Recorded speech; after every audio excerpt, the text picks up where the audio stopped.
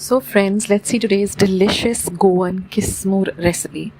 So here I've taken some prawns. I'm just showing you a few of them, but I'm going to be using around 150 grams of these dried up prawns. It is enough for 4 people. Now take off the head. It comes off very easily, and the tail. And you can see these claw-like things which have dried up. Take out that also. And take out any black part or any dirt that you see. Like on the tip of it, you can see some black portion. Just remove that also. And it should look like this. Very, very clean and nice. So you have to discard the head, the tail, the claws. And this is just a small portion, but I'll be using 150 grams in total. So this is how it should look. So discard all the heads and tails, etc. And this is how the clean portion looks. This is an ideal recipe to make during the rains. And this goes very well with some chapatis, or you can have it with some sorak and rice and some vegetable at the side. So in this way I cleaned all the dried prawns and kept it aside. So now I'm just going to add some water, and we're going to soak it in water for 15 minutes. After 15 minutes, just rinse out all the water, put it into a colander and wash it really clean. So I've drained out all the water, and this is how it will look, all the prawns.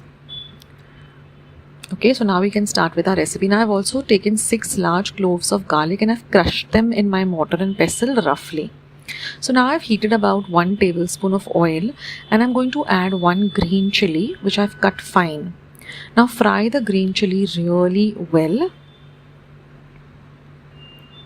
Then I'm going to add this crushed up garlic or lasun,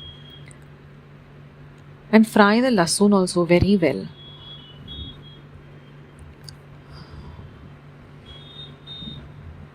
I remember my grandmother making this during the rains, and we used to have it, and it was so delicious. Now I'm going to I've taken 2 medium-sized onions and chopped them very, very fine. So add that. And you're going to fry the onions really well till they become translucent. The longer you fry your bagar, the longer is the shelf life of any dish. Now any Goan loves dried fish during the monsoons.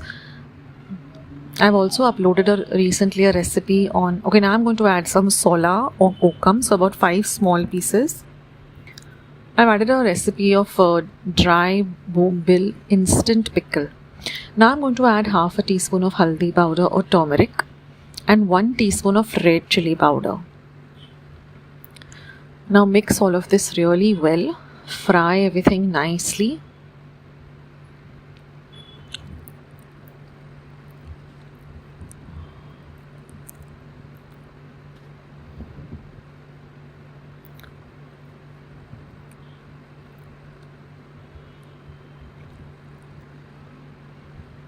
Now I'm going to I'm just adding 1 tablespoon of chopped up coriander leaves in the bagar, and I'll keep 1 tablespoon for garnishing.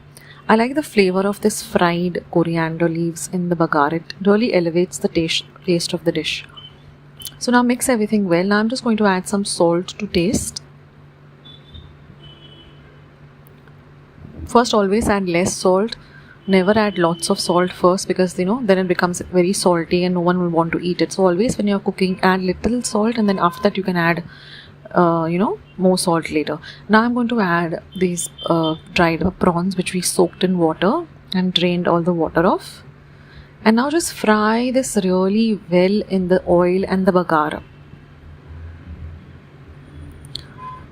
Now if you feel you can add a little more oil in the beginning only, don't add it at this stage, but you can go with 1.5 tablespoon. That way it helps in frying the prawns really well. So fry it really nicely. Now some people like to add a little pinch of Goan garam masala or something, but I don't like to add anything. I just keep it simple. And now I'm just going to add 1 tablespoon of finely chopped coriander leaves and 1/4 cup of freshly grated coconut. Lots of coconut. It really elevates the dish of this kismur. So enjoy this, friends. Our dish is all ready. Turn off the heat. Have this and let me know in the comment section how you like this recipe.